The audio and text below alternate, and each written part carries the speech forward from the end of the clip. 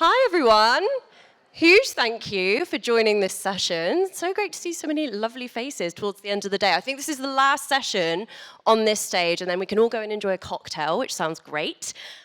This is from Tastemakers to Talent, how creators are redefining entertainment. I'm going to be covering a number of topics today, from evolution of creators on YouTube, which really was the original home of creators as we know them today, to looking at that differentiation of creator versus broadcaster, particularly through the lens of an entertainment brand. First, though, just wanted to give a few introductions. So my name's Lucy. I head up global marketing at Buttermilk. We are the community-first creator agency working with clients in the fashion, beauty, wellness, and entertainment space. I am joined by two fantastic speakers this afternoon. I'm joined by Lucris Lubb, Head of Creator Marketing at Amazon Europe, and I'm also joined by Roya Zasuni, Head of Culture and Trends at YouTube EMEA. So Lucris, if we could start with you just for everyone here, could you give us a bit of background on your role at Amazon? Sure. Hi, everyone. Thank you for having me. I'm very excited to be here. So I've been in the creator space for about 12 years now, moving from agency to my own startups for a few years. And then I've been at Amazon for a bit over than 6 years. And my team at Amazon looks after creators overall. How do we help them grow and monetize their business? From acquiring creators on our platform to actually educating them on driving conversion to certain products. And we also run a variety of initiatives like Venn, for example, to really build our community. We have my team over there somewhere writing a lot of amazing communication. How do we educate them on the platforms as well? What do they need to understand? So that's in a nutshell. Amazing. Great to have you here. Roya, can we get a bit of an elevator pitch of your role at YouTube? Yeah, absolutely. Hi, everybody. So my career actually started around the corner from here, where I was a secondary school teacher in a comprehensive over 20 years ago. It was a very different area back then. It was a lot of fun, but it was pretty wild. And I then, along the way, have done all sorts of really, truly random stuff, like working in a juvenile prison in South America, my own startup. I worked as an undercover reporter for Panorama, etc. And then I joined YouTube, and I thought I was only going to be here for a couple of years because that was my pattern. And it's going to be my 15th year in December. And the reason I've been there for so long is because it is truly fascinating to me every day. Like, I don't know what I'm going to learn. It's, a window onto the world, but also a mirror. So it's bonkers and wonderful and fascinating. And I'm really lucky because my role is not a commercial role at all. I actually work within the product side. So we're paid by engineering. It's a research team where we try and understand why people are into the things that they are. And why? And we learn from it. And we look at internet culture generally, but we really specialize, obviously, on YouTube. But YouTube doesn't operate in a vacuum. As I said, it reflects the world. And so we look at what's happening on lots of other platforms, too. And it's wonderful. I love it. I have so many questions about you being an undercover reporter, but that's not what we're here to talk about today. Lucris, let's head over to you first. So we've seen a huge shift in the role that creators play within the marketing over the last decade or so. I mean, we've gone from the blogspot era of the late noughties, where you first started to see those creator trips, to a $250 billion industry. So how are platforms like Amazon evolving their marketing strategies to reflect that role creators now play, not just in content discovery, but in fan engagement as well? Yeah, I think it's interesting because my first job, I was working for L'Oreal, bringing creators to the film festival, and it was bloggers, right? Yeah. And I think today where we're moving is getting from promotional partner, like I have a product, please promote it, and bring awareness and sales to my product, to actually bringing the creator way more before in the funnel. So we're using content creator. We're not using content creator. We're partnering with content creators actually way earlier to give us feedback about, the selection that they would like to see, or, the product or the tool that they would like to see. And the reason behind that is because they've built such a huge, and strong community, not necessarily huge, by the way, but actually very strong community of people, and they know exactly what they want. And so I feel that brands today, and, Amazon as well, we need those tastemakers, and we need to get their feedback to understand how to better reach and connect with our audience. So bringing them on top, really like before, in terms of the funnel and getting their feedback, but also understanding, their community, their audience trust. I read somewhere that, I think it was in the Edelman barometer, that actually 73% of people now prefer to see ads or any content with real people because they trust it more. And so I think now retailers are trying to get them just in front of, everyone, and understand what their community wants to see. That feedback is so crucial, and I think so many people forget that you can use creators as ready-made data sets as well as content creators as well. Roya, YouTube is such an interesting one. I know we've spoken about this so much over the last week. It really was the very first home of creators all the way back in the day. I'm sure there are people here that have YouTube creators that they followed in the late noughties that they perhaps still follow now, who are still creating content about 16 years later, which is crazy. And it really democratized what it meant to be a content creator. So could you talk a little bit about YouTube's journey from a creator perspective over the last decade? Yeah, absolutely. So we just celebrated our 20th anniversary, actually, which was kind of crazy, especially having been there for 15 of those years. And when I think about what we were looking at when I first started to what it is now, like, it really was mainly UGC content, which I actually really enjoyed. It was really, really fun in those days. So, all sorts of random stuff. That stuff is still there, but there's just so much of everything else now that you don't necessarily find those like viral things anymore. I think what has been so interesting to me is to see the kind of path that we went on of, we didn't really know what to do with YouTube when we first started. There was a real like, can we actually make money from this? How are we going to encourage people to make content on here? What are we doing? And pretty quickly, it became clear that, as you said, it democratized entertainment in such a fascinating way, where things that nobody would have imagined could have been popular actually found their audience. And that continues. Like, some of the things that I learn about, like, honestly, every day I see things where nobody would have commissioned that kind of content, and yet they find their community. And so there's that aspect of it where entertainment has irrevocably changed. But there's also the fact that, all the creative freedom that people have now. Of when it first started and it was just videos that were quite tough to upload to the platform, it was really difficult. People didn't have the bandwidth or the data to be able to do it. To now it's unbelievably easy. We all have, editing tools on our phones. You can do it directly. You can do long form, you can live stream, you can make short form, you can listen to podcasts, watch podcasts. Like, there are just so many different ways to interact with the platform, and as a creator, so many ways to find your audience and connect with them. That honestly, if you had asked me in my interview 15 years ago, I never could have perceived that it would be what it is now. So. But there is also a longevity of content, right, on Yeah. YouTube, which I find super interesting in terms of conversion, because I can watch videos that are actually like 8-9 years old. Oh, absolutely. And I think that's the other aspect to it, because it reflects what's happening right now. So there's a real cultural relevance, but it is also the world's archive. Like, I don't know, I was on holiday recently. I got off the plane having watched the film about Bob Dylan, and I loved Dylan when I was young. I had watched an interview with Timothée Chalamet where he had said, really depressingly, he had never heard of Bob Dylan. He's that young. And his way of researching the role was to watch YouTube and watch all these old clips.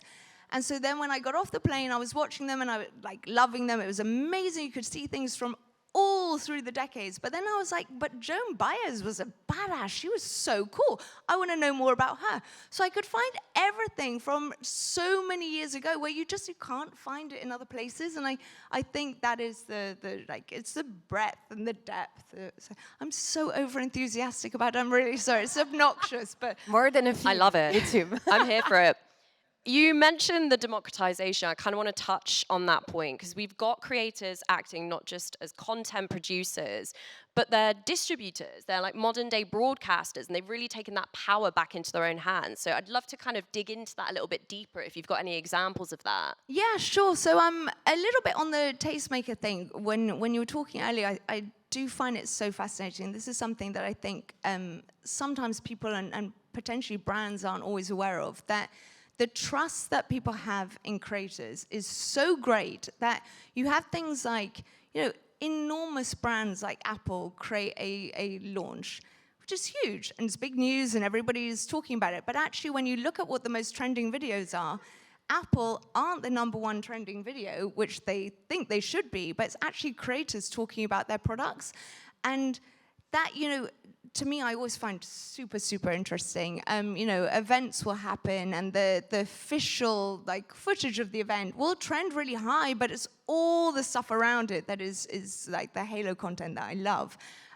But in terms of them actually being broadcasters themselves, yeah, it's phenomenal when you look at, for many of these people, they started creating content kind of as hobbyists. People weren't necessarily looking to find a big audience. And I think this is a really crucial point of where people create the cut through, because it's really hard. There's just, there's so many ways to consume content now. Of course there are. There's multiple platforms. Even within a platform, there are multiple channels, etc. But the ones that I see that are able to create the cut through is when they genuinely care about the stuff that they're talking about, and that passion, that authenticity, the audience can grasp it. And so when I see the people who have been I would say the most successful in terms of creating a loyal base, it's those people. And an example is, I recently was giving a talk for Sony Music, and I was looking at, obviously there's loads of content around music, but one of their acts, and I wanted to look at some of their smaller acts. One of their acts is First Aid Kit, which is great band. And so I was looking at what kind of content there is around First Aid Kit, and there's a review of one of their first albums from 13 years ago from this channel called The Needle Drop. Now, I don't know if any of you watched The Needle Drop, but it is an amazingly brilliant music channel with the host, Anthony Fantano, was recently named by the New York Times as the only music critic that Gen Z care about, because he knows so much about music. Like, he really does, but he gives really insightful reviews, and so his opinion shifts like everyone's opinion. Like, he didn't like one of Drake's albums. I kind of agreed with him. Did it flop? And it was amazing. Drake got in touch with him and was like, hey, can you please re-review this? Because I don't think it's fair. And he was like, no. But so they will create this trust and intimacy with their audience that people are waiting for their opinions about stuff or waiting for their content. It doesn't have to be where they're always reacting to stuff. That actual independent content, people are waiting to watch it. But I think you're touching base on something that's very interesting. I hear a lot on a lot of panel, you have to be authentic, you have to work with creators, they're authentic. And my team will laugh because usually I hate this word. I'm like, what does it mean to be authentic? And this is exactly what it means. It doesn't mean that, they're not necessarily promoting any products or not posting every day or, you need to be careful about X, Y, Z. It means that you're actually caring about what you're talking about and you're having an honest feedback and opinion about it. Not necessarily you might, like or dislike it and you share it. Yeah. And for me, that's what really authenticity is about. It's not necessarily about whether you're being promotional or not promotional. Yeah. I think you can pay for opinion, but you can't pay for passion. Yeah. Like, you can pay someone to read a script, but you can't pay them to act in the way they would if they genuinely love the product, if they genuinely love the album. Like, that's not something that you can put a price on. That's where it genuinely has to be authentic. Yeah. this kind of shift then, this shift towards kind of modern day broadcasters, do you think there's any particular like behaviors or trends, just knowing the sector that you sit in within YouTube, that have kind of accelerated that evolution? Yeah, I think part of it is this the element of trust, like that allows creators to experiment. The audience are there for it. They can be more innovative in their content strategy because they've already created that relationship.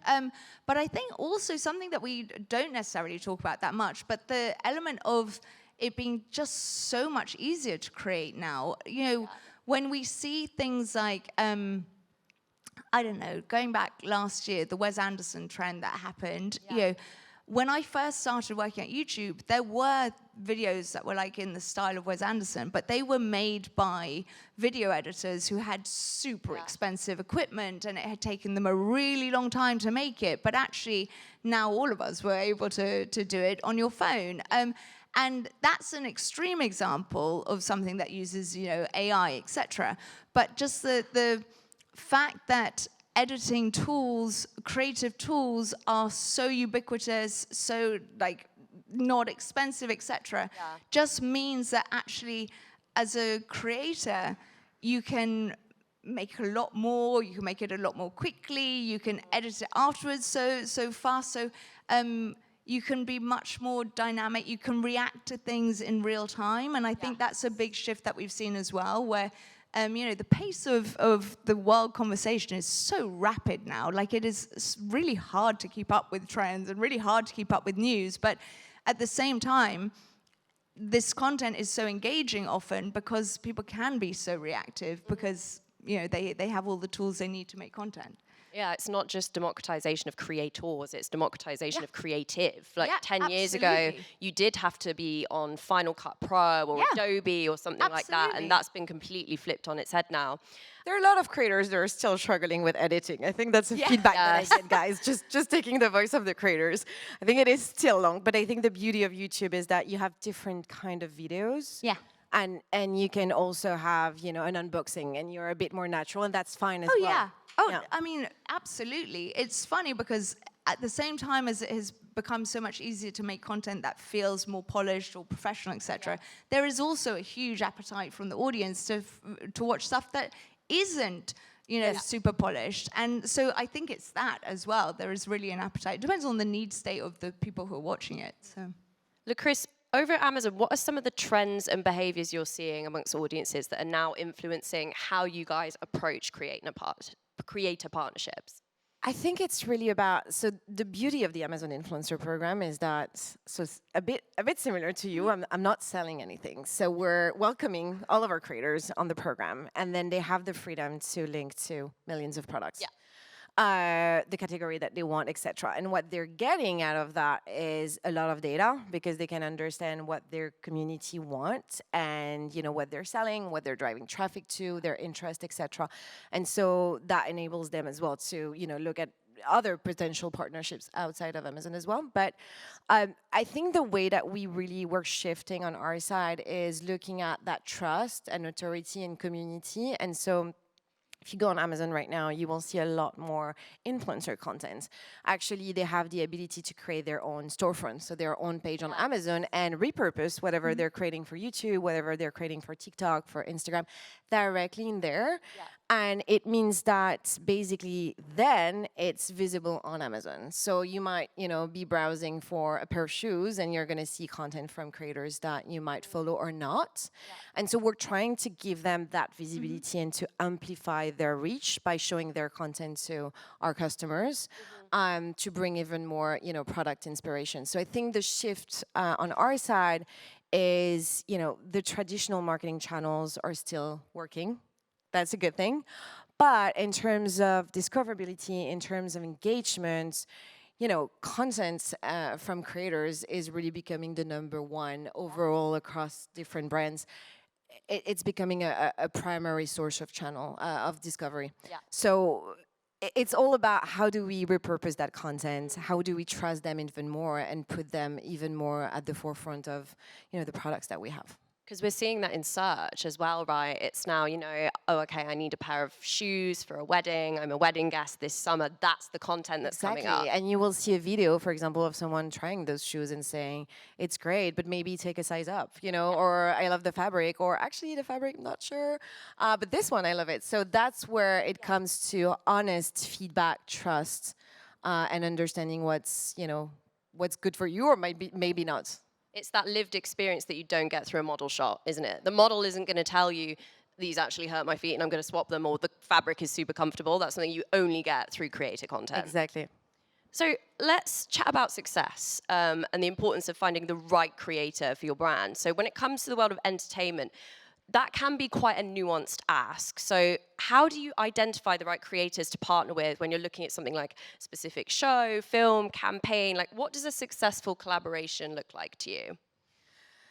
I think it all depends about your metrics and what you're tracking. Because, maybe too often I'm hearing, I want awareness, I want to drive sales, or I want to drive a new sign up, and I want to do everything with everyone. I think the most important tip that I would give would be, you have two ways to look at your data, right? You have the qualitative side, so like how is the actual content, the quality of the content, and the reach as well, right? Like the engagement rates based on the following, on how many people are following this person, etc. But you also have the quantitative parts, and that's where working with an affiliate will help, because at the end of the day, it's very subjective, and usually I see a lot of people that are like, oh, I love this person, she must sell a lot of things, and I'm like, actually not really. And it's interesting because success can come on campaigns from so many unexpected voices and creators, and on my side, what I've seen is like, there is we call her the farm chicken lady, and she's actually raising chicken, and she's amazing because she's giving so many valuable advices on what type of food, etc., and it's selling a lot. So I think it's all about having the right metrics, and if you can, having those quantitative metrics that are going to tell you, well, conversion rate is here, engagement rate is there, that's great, go for it. I would just say be careful about just following and reach, because I think we both agree on that. Niche communities and creators are so important and even more powerful. So bigger is not necessarily better. Yeah, I totally agree with that. Actually, there was some study that was done at YouTube, I think last year, where they asked people about the relationship that they had to the content that they watched. And it was really fascinating that, yeah, of course, big fan communities can be super, super engaged. I mean, we know that. Look at the Swifties on YouTube; they are bananas in a wonderful way, and so that they can be, can be super fervent and passionate too. But there was this really interesting stat that I'm now going to completely butcher, but it was something like for content that had lower views, people felt something like I really should have the right numbers here, but 4 times as connected to that content, because they felt like it was for them. Like a sense of like, oh my God, I'm an early adopter to this. Completely. And we see that so much. There's loads of data about how personalized consumption has become, how so many people are into things that actually people who they connect with online are into, but people they know in real life aren't. Like, there's a stat I heard where 62% of people are really into something that nobody they know in real life is into too. And so these kind of niche communities are absolutely blossoming. And I love that there are now so many ways for people to find their people. And global content too, right? That's another trend that we're seeing, because you have shared the same passion, not necessarily with your friends, you connect with people all across the world that will have the same interest. Yeah. Right, we've got just a couple of minutes left because time flies when you're having fun. So to round off, we're going to look to the future. I'm going to open this one up to both of you, actually. So how do you see the relationship between creators and entertainment brands evolving? And what new opportunities do you see emerging from this over the coming years? A bit of future gazing to finish off with. Well, I think we're going to see huge shifts, because people under the age of 25 generally create content much more readily than generations previously, to the point where something like 75% of them consider themselves a content creator in some form. And so this active participation in fandom is way bigger for Gen Z. And so we're going to see a lot more creators coming through, or people who consider themselves creators. And the notion of creator will be very different in that a lot of them might be casual, less professional, etc. So I think it's such an evolving ecosystem that I'm just very excited to see where it goes. Yeah, plus one on this. I think consumers as creators, that's something that we're seeing more and more, especially with Gen Z. I think co-creation of collections. For example, we just launched Sophia Grange collection with Amazon Essentials.